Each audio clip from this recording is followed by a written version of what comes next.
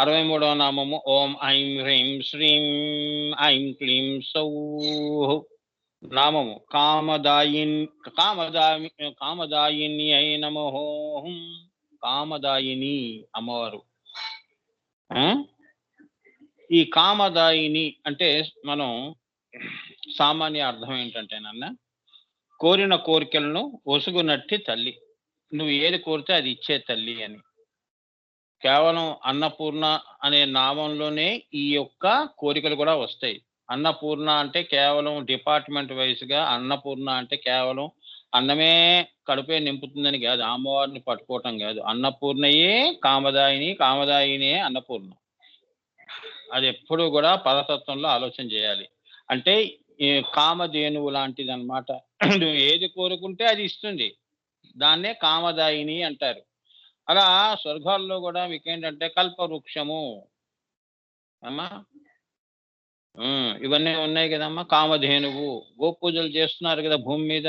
ఇది గోవు ఇవ్వలేనిదంటూ ఏమీ లేదు, అన్నీ ఇస్తుంది. అన్ని కోరికలు అంటే ఏంటంటే స్థూలమైన కోరికలు వస్తు రూపంగా నువ్వు కోరుకున్నా, మానసికంగా ఒక మంత్రాన్ని నువ్వు స్వీకరించిన, మళ్ళీ నువ్వు ఆ మంత్రం సరిగ్గా చేయకపోతే ఆ మంత్రం మళ్ళీ ఆ ఆ గోవు, ఆ కామధేనువు చెవిలో చెప్పినప్పుడు ఆ పాప ఆ మంత్ర దోషం తొలగిపోవటం అన్నీ. అలానే ఆ గోవు కూడా పాలు, క్షీరము అన్నీ కూడా ఇస్తోంది కదా. ఆరోగ్యాలు కూడా ఇస్తోంది కదా. గోమూత్రము, గోవుకి సంబంధించినవన్నీ కూడా చాలా పరమ పవిత్రమైనది. అన్ని మత గ్రంథాల్లో కూడా గోవుని చాలా కొనియాడారు. అది ఎవరికి తెలియని విషయం ఇది. అది ఖురాన్ గాని, అది ఇంకే మతంలో ఏది బైబిల్‌లో గాని, మన హిందూ సాంప్రదాయంలో గాని గోవుకి ఒక ప్రత్యేకమైన స్థానము, గౌరవ స్థానము. ప్రత్యేకమైన స్థానము అంటే దేవతలకిచ్చే గౌరవప్రదమైన స్థానం అన్నమాట. మనుషులకిచ్చే గౌరవం గాదు.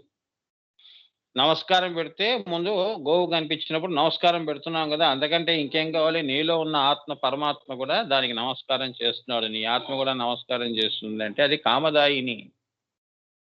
ఆశీస్సులు కూడా అలానే ఇస్తుంది. అదనమాట. అందుకే శ్రీచక్రం అంతా కూడా బిందువు, పొదుగైతే ఈ కింద ఉన్నదంతా శ్రీచక్రం అంతా గోవు. ఆ పొదుగు నుంచి వచ్చే ఆ కిరణాలు, కిరణమయీ అమ్మవారు. ఆ కిరణాలన్నీ కూడా గోకిరణాలు అంటారు. కాంతి కిరణాలన్నీ కూడా స్థూలంలో వచ్చి చివరికి నిన్ను కూడా పుట్టిచ్చే తల్లి కామదాయిని అంటే. ఈశ్వర సంకల్పాలన్నీ కూడా ఆ! ఆయన సంకల్పాల్లోనే మన సంకల్పాలు ఉంటాయి. ఆయన ఆయన కోరిన తర్వాత మన కోరికలనేవి తీరుతాయి. ముందు ఆయన కోరిక తీర్చాడాయన. తీర్చుకున్నాడు. సో, ఆ తీర్చటంలోనే ఆయన సంకల్పమే ఈ కామదాయిని. సృష్టి చేయాలనే సంకల్పం పెట్టాడు కదా. సృష్టి వచ్చింది కదా. ఆ సృష్టిలో నువ్వు కూడా ఒక భాగమే కదా. ఆ భాగములో నువ్వు ఏది కోరుకుంటావు? సృష్టిలో ఉన్నవే కోరుకుంటావు గానీ, సృష్టికి అతీతంగా ఉన్నవి ఏమి లేవు గదా. నీకు అనుభవం లేదు. నువ్వు కోరుకునేది కూడా నీకు గుర్తుకుండదు. ఏం కోరుకుంటావు? ఒక వస్తువు కోరుకుంటావు. అంటే ఈ వస్తువు ఎక్కడి నుంచి వచ్చింది? ఈశ్వర సంకల్పం చేస్తే ఈ వస్తువు వచ్చింది. ఆ వస్తువులో నాకు ఫలానా వస్తువు కావాలి ఈశ్వరా అని నువ్వు అడగటం లాంటిది. అందుకే నీ సంకల్పాలు కూడా ఎలా ఉంటాయి అంటే ఈశ్వర సంకల్పాలుగానే ఉంటాయి. ఆయన తలుచుకుంటేనే నీ కోరిక తీరుతుంది. ఎందుకంటే ఇవన్నీ సృష్టి శ్రీచక్రం అంతా కూడా ఆయన సంకల్ప రూపం. ఆ వస్తువు తీసుకుంటాను. ఇప్పుడు గురువుగారి దగ్గరొచ్చి పలానా పుస్తకం చదువుతాను గురువుగారు అంటే, ఇదంతా నా సంకల్పం. తీసుకో. లేదు అంటే నేను చదవాలి అంటా. ఇప్పుడు కాదు తర్వాత. అదనమాట. అంతేగాని నువ్వు దేవుడికి మించిన సంకల్పాలు గావు మనవి. ఆయన సంకల్పంలోంచే మన కోరికలు. ఆయన సంకల్పం నుంచే మన సంకల్పాలు. ఆయన ఈ విడిచిన నిశ్వాస చేసిన దాంట్లో నుంచే మన శ్వాస తీసుకోవాలి. సో, రేపు నువ్వు ఏం కోరుతావో, రేపు నువ్వు ఏది చేయాలనుకుంటున్నావో ఇవన్నీ ఆల్రెడీ ఆ సంకల్పం ఈశ్వర సంకల్పంలో ఉన్నాయి. రేపు నేను గుడికి వెళ్ళాలి అంటే అక్కడ గుడి ఉంటుంది. అర్థమైందా? ఒక దేవుడనే విగ్రహం ఉంటుంది. ఒక పూజారి ఉంటాడు. అంతే కదా! నేను సూర్యుడి దగ్గరికి వెళ్ళాలి అనుకుంటే అది కుదరదు. ఏమ్మా! ఎందుకంటే మనకొక పరిధులున్నాయి. ఆ పరిధుల్లోనే మన కోరికలుంటాయి. నేను సూర్యుడి మీద ఆకాశయానం చేయాలంటే కుదరదు. అర్థమైందా? సో, కోరికలకి పరిధులుంటాయి. మన కర్మలకి పరిధులుంటాయి. ఆ పరిధుల్లోనే మన కోరికలు, ఆ పరిధుల్లోనే మన జీవితాలు. సో, సంకల్పము అంటే కామదాయిని అంటే ఆయన కామేశ్వరుడు అయిన తర్వాత సృష్టి వచ్చింది కాబట్టి అది కామదాయిని. ఇందులో గుప్తనామాలు కాయిని మొదటి నామం కాయిని. కాయము అంటే శరీరము అని. ఆమె శరీరం ఎలా ఉంటుంది? భగవంతుడి యొక్క శరీరం ఎలా ఉంటుంది? నిన్న ఎవరో ఇంగ్లాండ్ నుంచి ఎవరో ప్రశ్న వేశారు. ప్రా ఏది? ఈశ్వరుడు గొప్ప, విష్ణుమూర్తి గొప్ప అని. ఇగో ఇటువంటి వాళ్ళు ఇట్లా ప్రశ్నలు వేసే వాళ్ళకి నేను జవాబులు చెప్పాలి. శ్రీ విద్య గురించి. ఇంకా దేవుడిలో గూడా తారతమ్య భేదాలు, శక్తి యుక్తులు గూడా జూస్తున్నారు. ఇటువంటి వాళ్ళు మళ్ళీ నన్ను ప్రశ్నలు వేస్తున్నారు. అది ఆ వాట్సాప్ జూస్తే నాకే నవ్వొచ్చింది. నో కామెంట్స్ అన్నాను. ముందు విశ్వాసం పెంచుకో అన్నాను. అలా చెప్పనివ్వదు నన్ను అమ్మవారు. చాలా స్ట్రిక్ట్‌గా ఉంటుంది. వీళ్ళకి తెలియట్లేదు. చిన్న పిల్లల వ్యవహారం అనుకుంటున్నారు. ఆధ్యాత్మికం, ఆది భౌతికము ఇవన్నీ గూడా గురువుల కృపుండాలి, అమ్మవారి కృపుంటే గాని అడుగు మోపలేం. అర్థమైందా? ఇంకో దేశానికి వెళ్ళాలంటే ఎన్ని నువ్వు చూసుకొని వెళ్ళాలి. అలానే ఆ లోకాల్లో వెళ్ళాలి అంటే నువ్వు ఎంత సాధన చేసుండాలి. సరే. కాయిని అంటే ఏంటంటే నాన్న, అనుపాస్యమైన ఈశ్వర పరిపూర్ణ పరతత్వము ఉపాస్యముగా మారుట కాయ స్వభావం. అనుపాస్యము. బిందువు పైనంతా అనుపాస్యము. నీ పూజలన్నీ గూడా బిందువు వరకే ఉంటాయి. నామ రూప దేహాలతో దేవుళ్ళందరూ నీ కళ్ళ ముందు కనిపిస్తారు. ఆ పూజలు చేసి నువ్వు తృప్తి చెందుతావు. ఇదంతా ఉపాస్య రూపంలో నీకు లొంగిన రూపము. కానీ లొంగని రూపం అంతా అనుపాస్యము. బిందువు పైనంతా పరాశూన్యం. అంత పరాశూన్యాన్ని నువ్వేం కొలుస్తావు? అందుకే కొండంత దేవుడికి కొండంత పత్రి మనం ఇవ్వలేంగా. ఏదో చిన్న దీపం వెలిగిస్తాం అంతే. అంతే కదా! అరుణాచలంకి వెళ్ళి అంత కొండని నువ్వు పూజించగలుగుతావా? ఏదో గిరి ప్రదక్షిణ చేసుకొని నమస్కారం చేసి వస్తావు. అందుకే ఏంటంటే అనుపాస్యం వేరు, ఉపాస్యం వేరు. అనుపాస్యము అంటే పరాశూన్యము. అంటే ఈశ్వరుడికి సంకల్పం పూర్వం ఆయన ఎలా ఉన్నాడో అదంతా అనుపాస్యం. ఆయన మన మీద ఈ సృష్టిలో ఈ దేవతలుకి ఏంటంటే దయతో ఇచ్చినదే శ్రీచక్రం. ఇది పెట్టుకొని పూజ చేసుకోండి అని. అంతేగా? సో పరిపూర్ణ పరతత్వం ఏంటి? ఆ పరాశూన్యం పరిపూర్ణం. అది ఏమైంది? అంశగా బిందువుగా బయటికి వచ్చింది. ఇది ఉపాస్యము. అది అనుపాస్యం. అది పరిపూర్ణము. ఇది పూర్ణము. బిందువు పూర్ణము. ఆ పరిపూర్ణం నుంచి ఈ పూర్ణం వచ్చిందని. ఇది ఉపాస్యము. ఇలా మారటాన్ని ఏమన్నారు? కాయ స్వభావము. కాయ అంటే ఏంటంటే నాన్న, తనని తాను అంశలుగా చేసుకోవటం. కాయ అంటే అంటే బ్రహ్మ, యా అంటే మాయ. ఏమ్మా? మాయా స్వరూపం. ఈ సృష్టి అంతా కూడా ఆ పరిపూర్ణమనే అనుపాస్యమైన ఈశ్వరుడి యొక్క అరూపము, నిర్నామము అంటుంటాం కదా. అమ్మవారి లలితా నామాల్లో దేవుడికి పేర్లు లేవు. ఆయన పేర్లే మనం పెట్టుకొని బతకాలి. మనకంటూ ఒక ప్రత్యేకమైన పేరు లేదు. ఆయనకే లేదు. మనకెక్కడుంది? తర్వాత కదా ఆయన యొక్క ఆయన యొక్క కృత్యములు చూసి పేర్లనేవి తగిలించడం జరిగింది. బాలాత్రిపుర సుందరి అంటే ఏంటి? ఆమె త్రిపుటి లక్షణాలు, సృష్టి స్థితి లయ. అందుకే త్రిపుర అన్నారు. ఈ త్రిపుర పేరు బాగుంది, నేను పెట్టుకుంటా. అలా పెట్టుకొని మనం పేర్లతో ఉండాల్సిందే గాని నీకు ఎవ్వరూ సృష్టిలో పెట్టుకోలేని పేరు నువ్వు పెట్టుకోలేవు. అందుకే శ్రీకృష్ణుడు అన్ని నామాలు నావే, అన్ని ఊర్లు నావే, అన్ని ఆత్మలు నావే అన్నాడు. పుట్టిగా అనలేదు ఆయన. ఇది ఎవరు చెప్తారు ఈ రహస్యం? ఇంత విడమర్చి చెప్తున్నాను. ఆ దృష్టి నీకు పరతత్వ దృష్టి. ఇదేనే పరతత్వ దృష్టి అంటారు. జీవ దృష్టితో మనం చూసాం భగవంతుడిని, శ్రీ విద్యను చూస్తే ఇగో ఇప్పుడు నాకు ఇంగ్లాండ్ నుంచి వేసే ప్రశ్నలే వస్తాయి. విష్ణువు గొప్ప, శివుడు గొప్ప అని. ఏందమ్మా ఇది?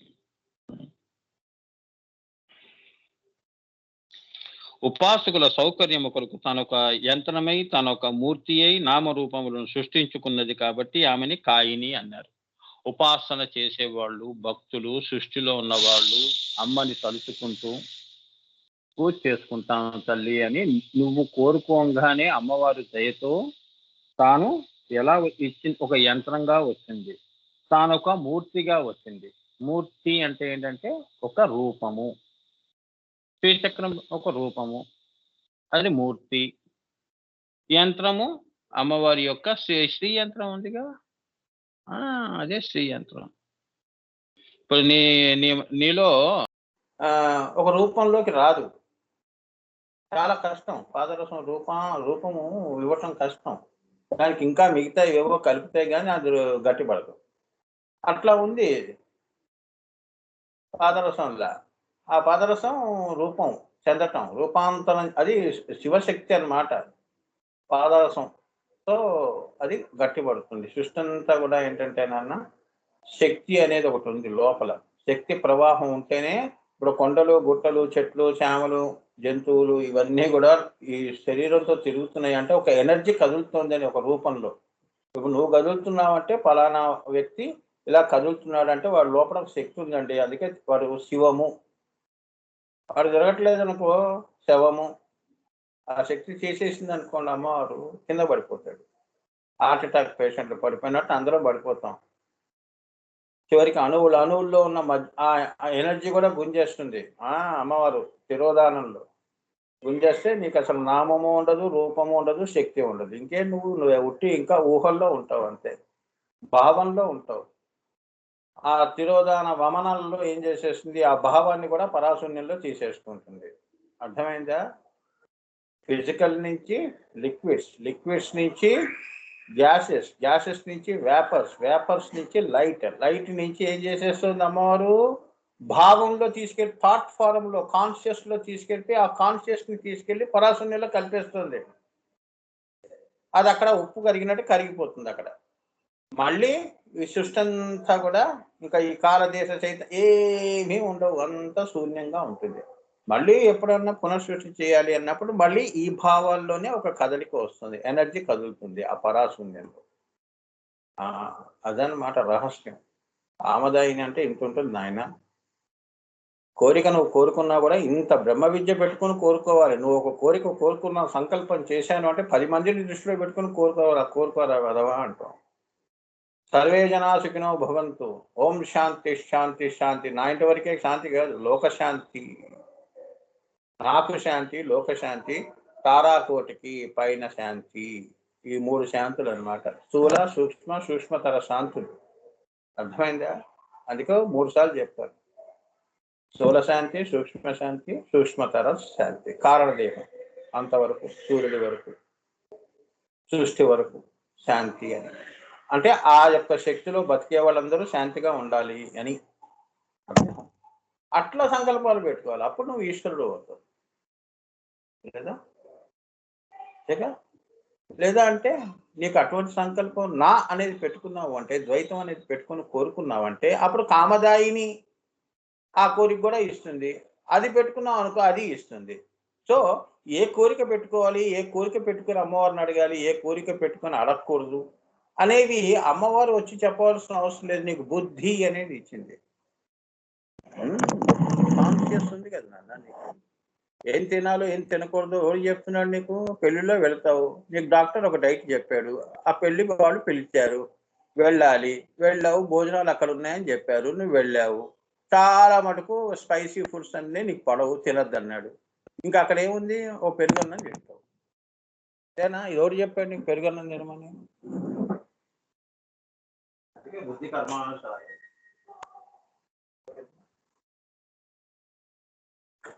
చివరికి ఆటో సజెషన్స్ అంటారు.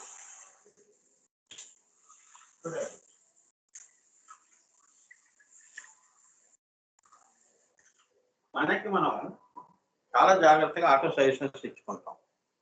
ఏమ్మా, బయట వాడి విషయం వచ్చినప్పుడు స్వ అనేది వస్తుంది. మనకెందుకు ఇవ్వాలా అంటే వాడికి మంచి జరిగితే సరే, జరగకపోతే లేకపోతే తలనొప్పి అని మనం ఇవ్వం, సజెషన్స్ ఇవ్వం.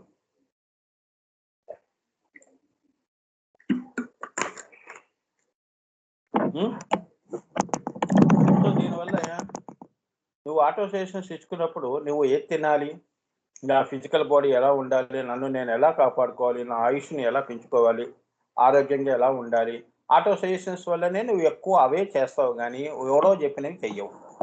అంతేగా? ఎందుకు అంత కష్టపడాలి? ప్రాణం పోయేంత వరకు ఎందుకు అంత కష్టం? అవునా?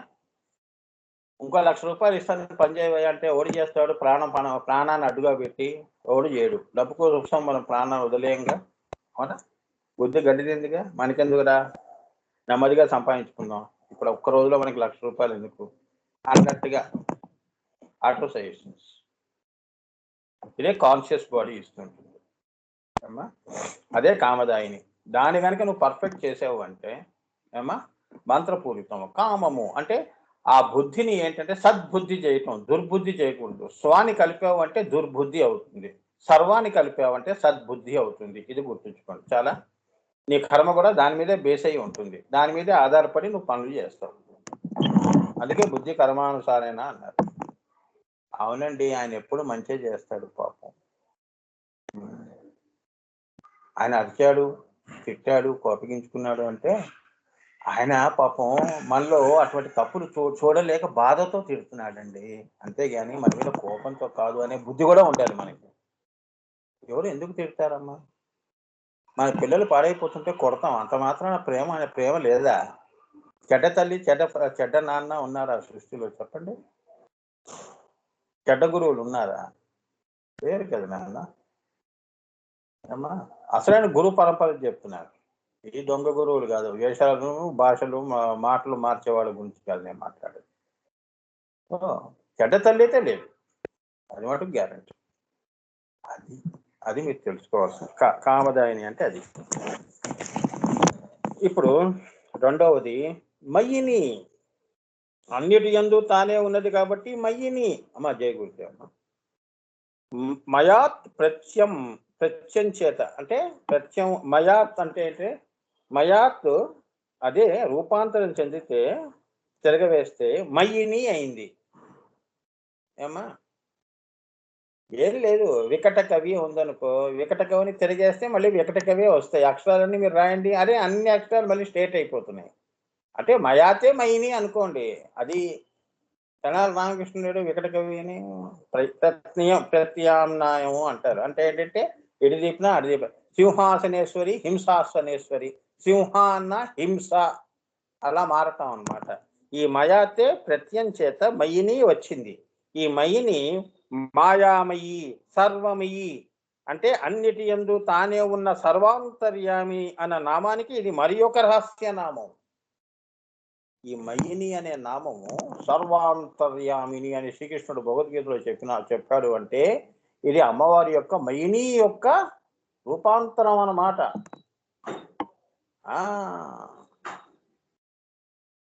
అమ్మా అంటే ఏంటంటే పిల్లలు మాస్టర్గా ఉన్నవాళ్లే మిస్టర్ అయినట్టు. అట్లనే మయాత్ అన్నవాడు ఏమైంది? అమ్మవారు మయ్యిని అయింది. సర్వాంతర్యామిని కూడా అమ్మవారే కదండి అని మీరు నన్ను ప్రశ్న వేయటం అవసరం లేదు. ఆవిడ అదేరా నేను చెప్తోంది అంటారు. అందుకే అణోమణియాన్ మహతోమయ్యాన్, అన్నిటి యందు తానే ఉన్నది, ఆమె లేని స్థలము లేదు అని, తానే ఆక్రమించినది అని. నీ శరీరమే కాదు, సర్వ సృష్టిలో కూడా గాలి, పంచభూతాల్లో ఎక్కడ చూసుకో నువ్వు, ఏ వస్తువు దగ్గరైనా దేవుడు లేని ప్రదేశం నాకు చూపించు. బిందువు నుంచి భూపురాది రేఖ 14 లోకాల్లో కూడా తానే సర్వాంతర్యామినిగా నిండి ఉన్నది. నీ శరీరంలో కూడా నిండి ఉన్నది ఆ శక్తి. అది నామ రూపాన్ని సృష్టిస్తోంది. ఈ శక్తియే రూపాంతరం చెంది మయినియే అవుతోంది అని, అంటే ఆమె సర్వాంతర్యామి అవుతోందని.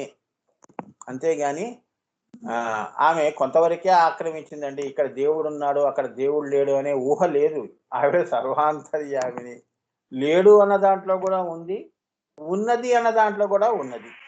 చాలా నిర్వికల్పంలోనూ ఉంది, సవికల్పంలోనూ ఉంది, పరాశూన్యంలోనూ శూన్యంగా ఉంది, పరాశూన్యంగా ఉల్లలితగా, బయటికి వస్తే లలితగా కూడా ఉంది అని మయిని అంటే అదనమాట. ఇప్పుడు చెప్పండి, బిందువు నుంచి సర్వ సృష్టి వచ్చినప్పుడు ఇక్కడ ఉంది అక్కడ ఉంది అనే ప్రశ్నలు ఎందుకు? పిచ్చి ప్రశ్నలు. మనం అక్కడే తప్పులు వేస్తుంటాం. చాలా మంది లలిత సహస్రనామాలు చెప్పేవాళ్ళు వాళ్ళు ఇవన్నీ చెప్పరు. సర్వాంతర్యామిని అనగానే ఇప్పుడు పురాణాల్లో కథలు తీసుకోవటం, దాని మీద ఆ కృష్ణుడి యొక్క గొప్పతనం చెప్పుకుంటూ పోతాం. ఆ రోజంతా క్లాస్ అలా సరిపోయింది. సర్వాంతర్యామి అంటే ఏంటి? నేను మీతోనే చెప్పిస్తాను. మయిని అంటే మీకు అర్థమైంది కదమ్మా. మయా అంటే మయిని, ఆమె లేని ప్రదేశం లేదు.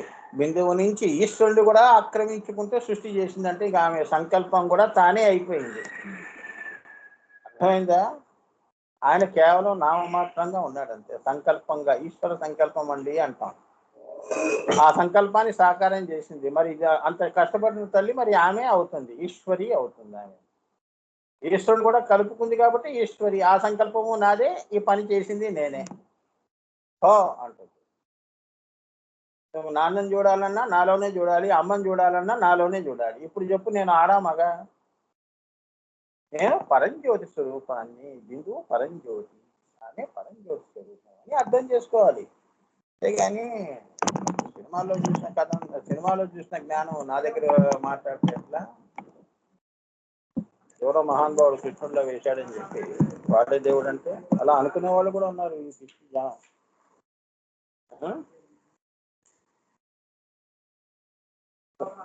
మూడవ నామం కామద.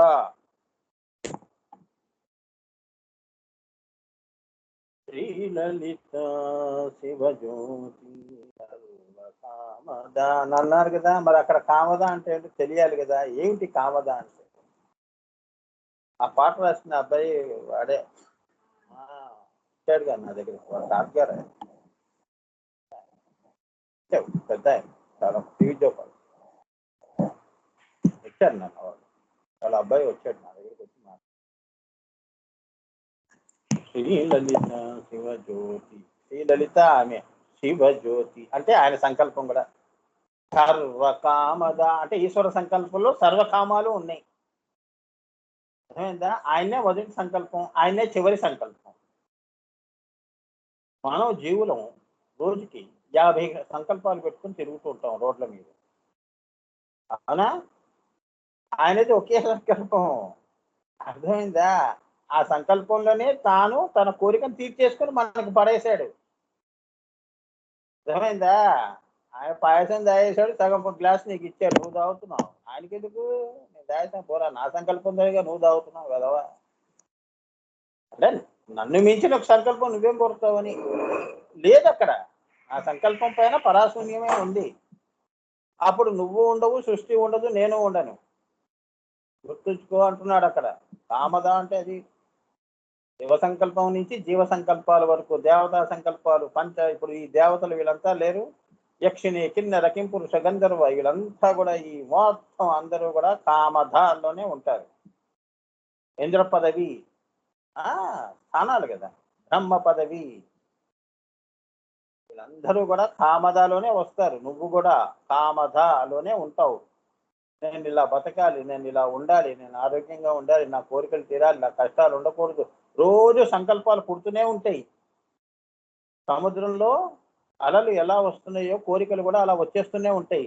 అది తీరిందా తీరలేదా అనేవి కూడా నువ్వు గమనిస్తూ కూడా కొన్ని కోరికలు తీరకుండా ఒడ్డుకి వెళ్ళిపోతూ ఉంటాయి. అయ్యో అది తీరలేదు, లేకపోతే నాకు ప్రాప్తం లేదు, ఇంకోటి వస్తుంది, అది పట్టుకుందాం. చేపల వల, ఏ చేప పడితే అది అయింది. అబ్బా దేవుడి వల్ల అయిందండి, కోరిక తీరింది. పోయినవన్నీ నువ్వు పొందినవన్నీ. సర్వకామద అన్నాడు. నువ్వు కోరుకున్నవన్నీ తీర్చదు, నీ కర్మానుసారంగా నీకు ఏది రావాలో ఏది అందుకే అంటారు దానా వాళ్ళకి కానావాలక నామలిక. అన్నం మెతుకు ఎవడో రైతు పంపిస్తే ఇప్పుడు మీ ఇంట్లో మీరు బియ్యం చూసుకోండి, మీ ఇంటి దాకా వచ్చిందంటే అక్కడ అమ్మవారు నీ పేరు రాసి పెట్టింది. కామద అంటే అది. ఆ బియ్యం పక్కింట్లో ఎందుకు లేదు, నీ ఇంట్లోనే ఎందుకున్నాయి ఆ గింజలు? చెప్పండి. అది కామద అంటే అదనమాట. ఎవరికి ఎలా పెట్టాలో ఆ తల్లికి అన్నీ తెలుసు. ఎవరి కోరికలు ఎప్పుడు తీరాలో కూడా తెలుసు. అర్థమైందా? కోరుకోని వాళ్ళు కూడా కొందరు ఉంటారు, వాళ్ళ కోరికలు కూడా తీరుస్తుంది. వాళ్ళు పాపం సంకల్పంలో ఉన్న వాళ్ళు ఎవరైతే ఉంటారో వాళ్ళు అడగరు, నీ దయ చాలు తల్లి అంటుంటారు. అప్పుడు ఏం చేస్తుంది అమ్మవారు, అయ్యో వీడు కష్టాల్లో కూడా నా దయ అంటున్నాడు కాబట్టి సరే నా దయ ఎలా ఉంటుందో చూపిస్తున్నానని నీ పేదరికం, నీ కష్టాలన్నీ ఇలా చేత్తో ఇలా తీసాలో పడేస్తుంది కామాక్షి రూపంలో. అర్థమైందా? నువ్వు విన్నావా లేదా అనే మాయలో ఉన్నవాళ్ళు, అమ్మ నీకు వినిపిస్తుందా అని పదే పదే వెంకటేశ్వర తిరుపతి దగ్గరికి వెళ్ళి పదే పదే వెనక చూసుకొని పదే పదే చెప్పడం, ఆయన గుర్తు చేయటం. అబ్బా విన్నారా వినలేదా, నేను గట్టిగా చెప్పలేదా, దేవుడు వింటున్నాడా, నా కోరిక తీరుస్తాడా? అలా సగం సగం నమ్మకం, సగం అపనమ్మకం. కూడా అమ్మవారు ఏది నీకు మంచో ఏది నీకు చెడో అనేది ఆమె నిర్ణయించి నీకు ఇస్తుంది. నీకు ఆ క్షణంలో రాలేదు అంటే అది నా మంచి కోసమే అమ్మవారు తీసేసిందని అనుకోవాలి. ఉదాహరణకి నీకు 100 కోట్లు ఇచ్చింది అనుకో, రేపొద్దు నువ్వే ఉండవు, నీ వాళ్ళే నిన్ను చంపేస్తారు డబ్బు కోసం. నువ్వు ఉండవురా పిచ్చివాడా, అవి వస్తాయి. ఎంత సెక్యూరిటీ పెట్టుకున్నా కూడా వాళ్ళనే నిన్ను కూడా వేసేస్తారు. అంతేగా ప్రపంచం అలా ఉందమ్మా, డబ్బు చుట్టూ తిరుగుతోంది. అవునా? అదే కాదు ఇంకేదైనా కోరిక, దానికోసం ఎంతటికైనా తెగిస్తారు. ప్రాపర్టీ డివిజన్స్ లో అన్నదమ్ముల మధ్య ఇట్లా మనం చూస్తున్నాం కదా రోజు న్యూస్ లో. అదో 10 ఎకరాలకి 5 ఎకరాలకి 50 రూపాయలకి ప్రాణాలు తీసుకున్న వాళ్ళు ఉన్నారు. 50 రూపాయలు పేపర్లో చదివి చెప్తున్నాను. బిచ్చగాళ్ళల్లో చూడండి ఘోరంగా ఉందో చూడండి. కామదా అంటే ఎందుకు ఇది? అందుకే అమ్మా నీకు ఏది మంచి తోస్తే నా విషయంలో అదే ఇవ్వు. మీ గురువుగారు అందుకని అమ్మ దయరా గురు కృప హి కేవలం మాతృ కృప హి కేవలం, వాళ్ళ కృప ఉంటే అన్నీ వస్తాయి. ఇక 77 ఏళ్ళు 80 ఏళ్ళు అమ్మవారు ఇచ్చింది, అమ్మవారి నామంలో అమ్మవారి సేవలో తరించి వెళ్ళిపోవటం అయిపోయిందిగా. శాంతి అనేది ఉందిగా. వాడు వస్తాడు నన్ను పొడుస్తాడు, వీడు వస్తాడు అన్నంలో విషం కలుపుతాడు. అవునా? ఇవన్నీ భయాలు ఉండవుగా. అందుకే అజాత శత్రువు అంటారు. శ్రీకృష్ణుడు అజాత శత్రువు. కానీ ద్వేషించే వాళ్ళు దుర్మార్గుల్లో ఉన్నా కొలిచేవాళ్ళు కూడా ఉన్నారు. భీష్ముడు లాంటి వాళ్ళందరూ ఆయన గొప్పతనం తెలుసు. ద్రోణాచార్యుడు. మరి దేవుడు ఎక్కడుంటే వీళ్ళు కూడా అక్కడే ఉండాలిగా, ఎందుకు ఉండలేదు? స్వామి ఈ సృష్టి ధర్మం ప్రకారంగా నేను సుయోధనుల పక్కన ఉండాలి, నీ పక్కన ఉంటే ఉండలేను, అయినా కూడా ఇక్కడుండి నేను నిన్ను కోరుస్తాను. అర్థమైందా? అదన్నమాట. చాలా ఉంటుందమ్మా. కామద అంటే కామము నామరూప వికారములకు చేతనా వృత్తులకు సంబంధించి ఉంటే అది లౌకిక పరంగా ఉంటుంది. ఈ కోరిక నీ శరీరగతముగా ఉంటే ఎలా ఉంటుంది? కోరిక నామరూప వికారములు. ఇప్పుడు అన్నము తినాలి అన్నది ఉందనుకోండి, ఇష్టమైన పదార్థం తినాలి అనేది ఈ కోరిక నామరూపములకి సరిపోయింది. అంటే నీకు కడుపు ఉంది కాబట్టి, ఆకలి ఉంది కాబట్టి, కోరిక ఉంది కాబట్టి ఫలానా స్వీట్ నేను తినాలి, ఇప్పుడు కొనుక్కొని తెచ్చుకొని తింటాను. ఇది అంటే సింపుల్ గా ఎగ్జాంపుల్ మీకు అర్థం కావడానికి చెప్తున్నాను. కామద అంటే నామరూపాలు. అదే దేవతలకి పదవులు, ఇంద్ర పదవి. వాడికి ఎందుకు అన్నం? నువ్వు కోరుకునే మెట్టికాయ బజ్జి వాడు కోరుకుంటాడా? వాడు కోరుకోడుగా. అందుకంటే ఉత్తమంగా ఉంటాయి. పిల్లలు చాక్లెట్లు అడగడం దగ్గర నుంచి పెద్దవాళ్ళు పెద్ద పెద్ద కోరికలు మనలో ఎలా ఉన్నాయో నామరూప వికారాలుగా, అలానే దేవతలు గంధర్వులు వీళ్ళందరూ కూడా అలా మనకంటే ఉత్తమంగా ఉన్న కోరికలు వికారాలు. అర్థమైందా? రావణాసురుడు ఉన్నాడు. అవునా? నేను ఎప్పుడు శాశ్వతంగా ఉండాలి, నాకు మృత్యు అనేది ఉండకూడదు అని అమృతం కోసం తపస్సు చేశాడు. ఇదే వికారాలు. నామ రూపం ఉంది కాబట్టి ఆ వికారం. లేదా నువ్వు చావు గురించి ఎందుకు చేస్తావు? ఇంకో దాని గురించి తపస్సు చేస్తావు. నేను పోయాను అంటే ఇంత ఇంత అంతా పోతుంది అనే భయం. ఇది నేను ఇంకా సరిగ్గా అనుభవించలేదు, అందుకే ఇంకో 10,000 సంవత్సరాలు పడుతుంది నాకు.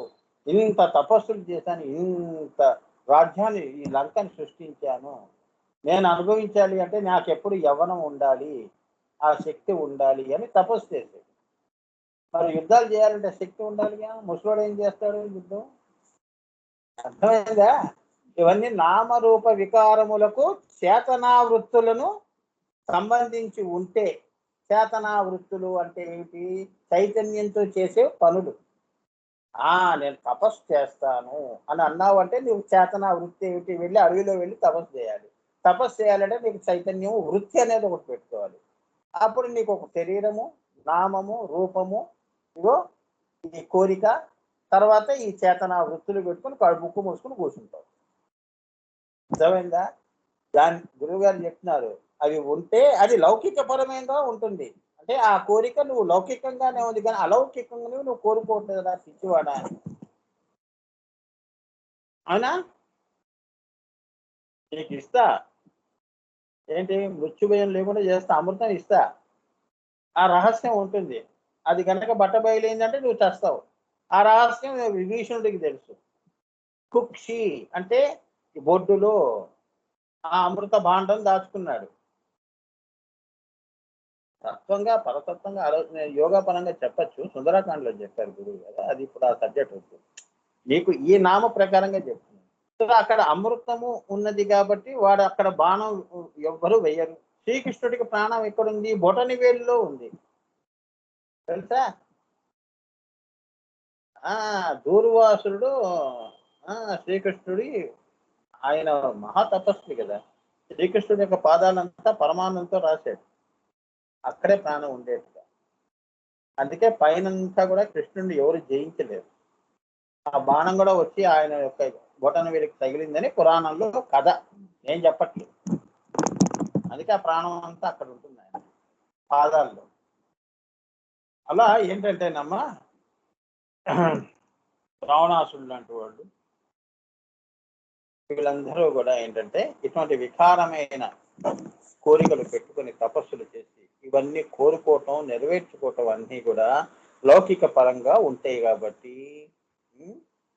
అంటే కర్మేంద్రియ జ్ఞానేంద్రియ పంచతన్మాత్రాల యొక్క సుఖ తృప్తులను మాత్రమే కోరేది. సుఖము తృప్తి. అమృతం అమ్మవారు ఇచ్చింది, నాకు ఇంకేమీ కాదు, తృప్తి. సుఖం ఏమిటి? నన్ను ఎవరు చంపలేడు, హాయిగా పడుకోవచ్చు బాబు. అవునా? అలా అన్నమాట. అంటే జాగృతికమైన సౌభాగ్యమును మాత్రమే కోరి. కామద అంటే ఇవన్నీ అమ్మవారు. కామము అంటే నామ రూపముల వికారములను చేతనావృత్తులకు సంబంధించి ఉంటే నీ కోరిక ఉంటే అంటే ఇహా పర రెండు ఇస్తాను రా వెదవా, నువ్వు ఏది కోరుకుంటే అది ఇస్తాను అని. పైనవి కోరుకోరా. అమ్మా నాకు సద్బుద్ధి ఇవ్వు, అమ్మా నాకు ఒక గురువుని ప్రసాదించు, ఆ గురువు వల్ల నేను యోగా మార్గంలో నిన్ను చేరుకుంటాను తల్లి, నీతో బంధమే పెట్టుకుంటాను, ఈ లౌకికమైన శరీరంతో బంధం పెట్టుకోను, శరీర దేహాన్ని కూడా నేను ఎక్కువ ప్రేమించను. చాలా మంది శరీర దేహాన్నే ప్రేమిస్తారు. అందుకే దేహాన్ని ఎప్పుడు కూడా అలంకారం చేస్తూ ఉంటారు కానీ లోపల అలంకారాలు పట్టించుకోరు. అర్థమైందా? అంటే ఇహంలో ఇటువంటి కోరికల్ని ఇస్తుందని కామద అని, పరంలో కోరుకుంటే నీ బుద్ధిని బట్టి. అర్థమైందా? నువ్వు ఏది కోరుకుంటే అదే ఇస్తాను. ఇప్పుడు నేను ఏది ముట్టుకుంటే అది బంగారం అయిపోవాలమ్మా అని ఒకడు కోరుకున్నాడు. ఏ మనుషులు ముట్టుకున్నా వాళ్ళు బంగారం అయిపోతున్నారు. చివరికి వాడు భార్య వాడిని వదిలేసి పారిపోయింది. వాడి కోరిక ఎంత ప్రమాదమో అనేది పాఠం కూడా చెప్పిందమ్మా. నువ్వు ఏది అడిగితే అదే ఇచ్చాను కదా. కామద ఏది ముట్టుకుంటే అది కావాలన్నావు. అన్నం ముట్టుకుంటే అన్నం బంగారం అయిపోయింది. ఆకలి, బంగారం తింటావా? అందుకే ఆ సామెత వచ్చింది, ఎంత వాడైనా కూడా కోటేశ్వరుడైనా కూడా అన్నమే తింటాడు. గడ్డి తిన్నాడుగా. మనం బుద్ధి గడ్డి తిని కోరిక కోరుకున్నామే కానీ గడ్డే తినంగా వాస్తవంగా. మళ్ళీ పరిగెత్తుకుంటే తపస్సు చేసి అమ్మవారిని అంటే ఆ దేవతని ప్రసన్నం చేసుకొని, అమ్మ ఈ కోరిక రాకపోతే ఇది చాలా ప్రమాదం, నా పెళ్ళవి నన్ను విడిచి వెళ్ళిపోయింది, దాన్ని తాకితే అది బంగారం అయిపోతుంది భయంతో వదిలేసింది. నీకు అర్థం ఇంకా నీకు తెలియదు ఎలా కోరుకోవాలి, నీకు ఏది మంచో అది నేను ఇస్తాను అని ఒక పాఠం వాడు చెప్తాను. అటువంటి కామద ఆమె.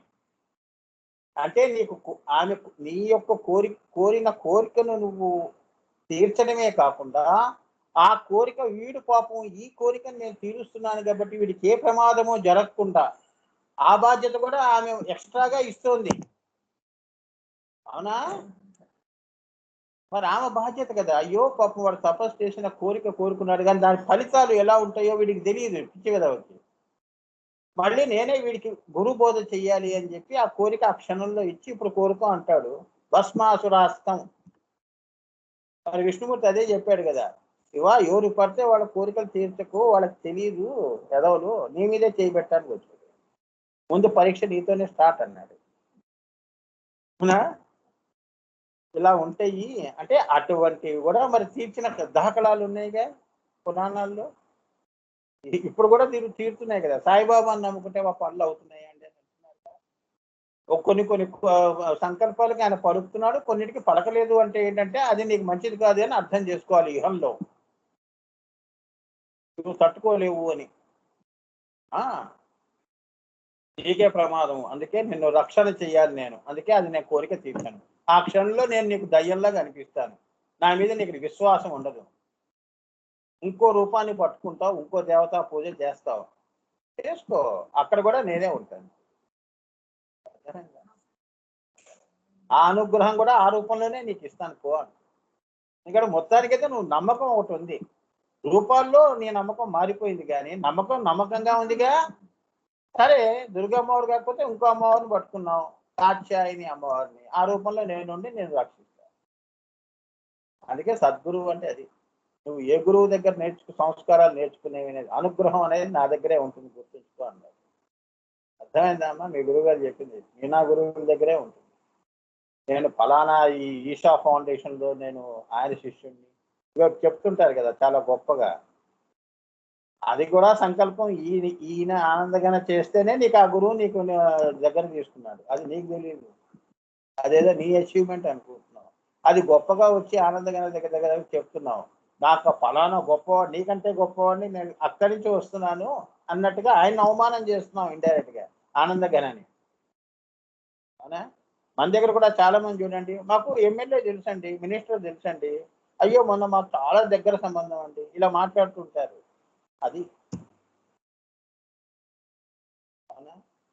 మళ్ళీ ఆ మినిస్టర్ను వీళ్ళు కూడా మళ్ళీ దేవుడి దగ్గరికే వస్తారు చేతులు చాపుకుంటూ కోరికలకి. 5 సంవత్సరాల తర్వాత అడిగేది మళ్ళీ చేతులు కిందే ఉంటాయిగా, అడక తింటేనేగా ఓట్లు అని. గురువు అలా కాదు కదమ్మా, అది దేవతా స్థానం, అది అమ్మా అమ్మవారి స్థానం. తెలియని రహస్యాలు. సో నీకు ఆమె ఏమిటి, ఇలా కర్మేంద్రియ జ్ఞానేంద్రియ పంచ తన్మాత్రాల యొక్క సుఖ తృప్తులను మాత్రమే కోరేది మనం. సకామ పూజ అంటారు. సకామ మంచి కోరిక కోరుతున్నానమ్మా.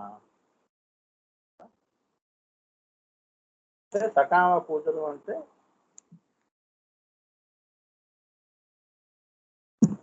నిష్కామ సకామ. అంటే నా వరకు తల్లి కష్టంగా ఉంది, నీ వరకు నువ్వు కోరుకొని పూజలు చేసుకొని వ్రతాలు చేసుకొని, అవునా, దర్శన వ్రతాలు చేసుకొని గృహప్రవేశాలు, ఇవన్నీ సకామ పూజలు. సరే పోనీ పో, ఏమైందా? అలానే ఈ సగుణ సకామ పూజ యందు కూడా జగన్మాత ప్రారంధములను తీర్చి ఆపిమట ఊహించనంత సాఫల్యాన్ని ఇస్తుంది. నేను ఇవాళ గృహప్రవేశం ఇల్లు కట్టుకుంటున్నానమ్మా అంటే ముందు 2 రూముల్లో ఉండు అంటుంది. నీ ప్రారంధం అంతవరకే, భవనాలు కోరుకోకు అని. ఇల్లు అయితే ఉంది నీకు, కానీ నువ్వు అనుకున్నంత ఇల్లు లేదు నీ జాతకంలో, నువ్వు అంత చేసుకోలేదురా కదవా. ఒకటే గదిలో ఉండు నువ్వు, నీ నీ సంసారం, పిల్లలు, ఒక రూము ఒక కిచెన్ అందులో ఉంది. నెమ్మది ప్రారంభం ఆ క్షణంలో అంతే ఉంది. వాడు తర్వాత ఆ ప్రారంభం తొలగిపోయింది అనుకో, వాడికి ఏదో రూపంలో డబ్బు వచ్చింది. మాకు లోన్ వచ్చింది గురుగారు, పైన కూడా 3 గదులు వేసాము, అద్దెకి ఇచ్చాము. అర్థమైందా? అంటే ప్రారంధాన్ని బట్టి ఇస్తుంది, నువ్వు అడగంగానే ఇవ్వదు. అర్థమైందా అమ్మా?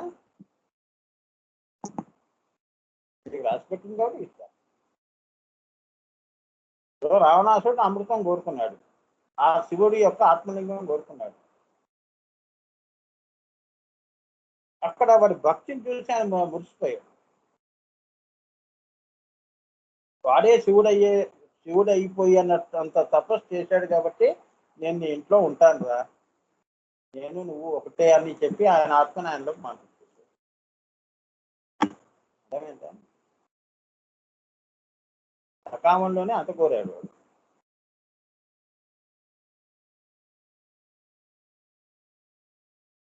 అదే సకామంలో విఘ్నేశ్వర ఉత్పత్తిలో ఒకడోడు ఆ రాక్షసుడు కడుపులో పెట్టుకుంటాడు. నందీశ్వరుడు కొమ్ములతో చీల్చి శివుని బయటకి విడిపిస్తారుగా, వినాయక ఉత్పత్తిలో చదవండి. అవునా? ఇట్లా అన్నమాట.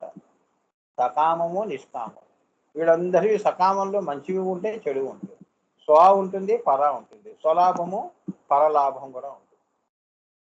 వాడు నాశనం అయిపోవాలని పెట్టుకుని పూజలు చేసేవాడు కూడా ఉంటాడు, అదే తంత్రం.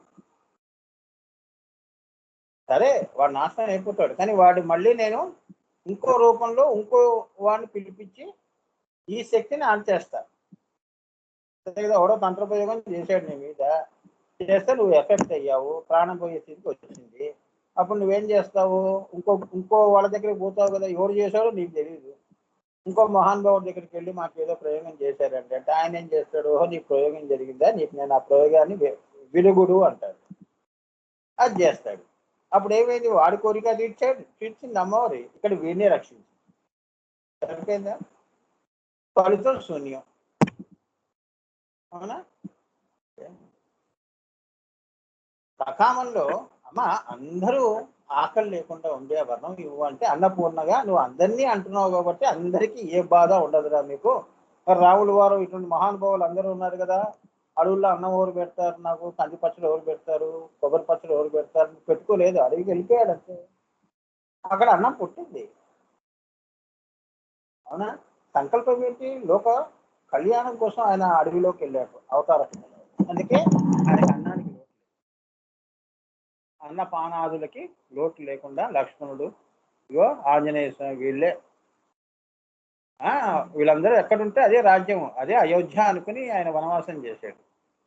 అంతే కదా. రాజ్యం అంటే ఏమిటి? మనుషులు. అమ్మా,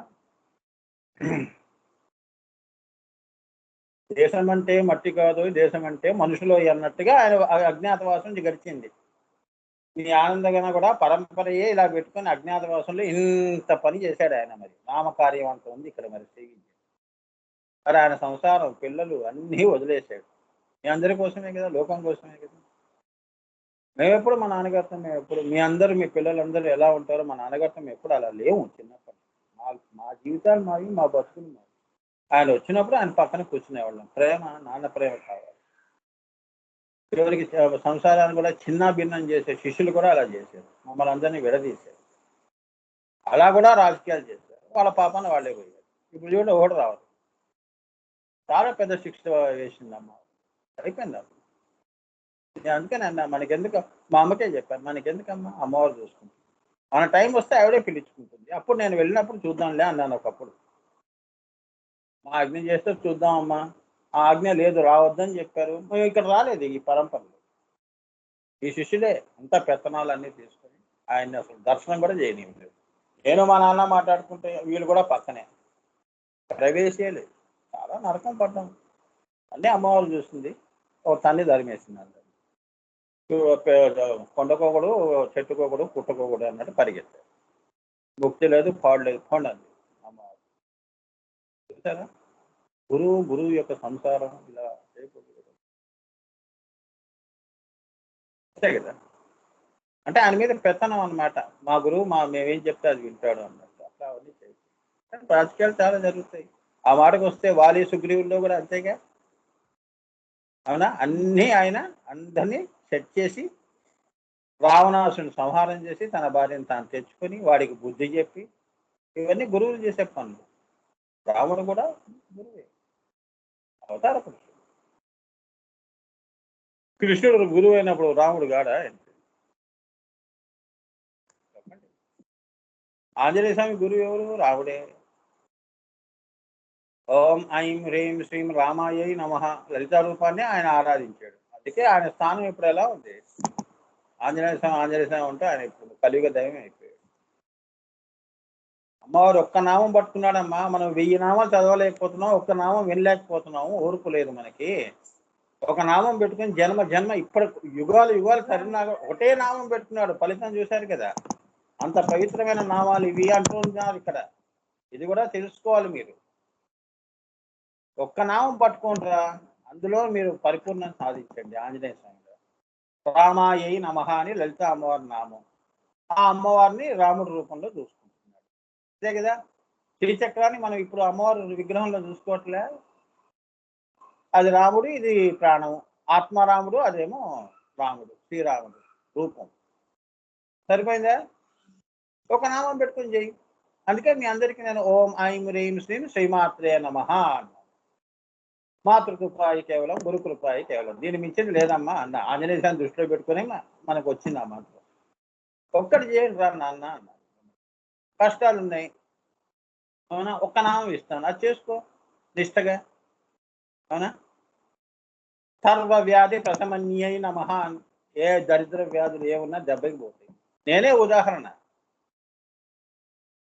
అన్ని నామాలు కలిపి ఒకటే నామం, శ్రీమాత్రే నమః. 1000 నామాల యొక్క sum total of all the names is శ్రీమాత్రే నమః. బిందువే, కిందవన్నీ నామాలు, పైనది బిందువు ఆత్మ, కిందదంతా శరీరం అని.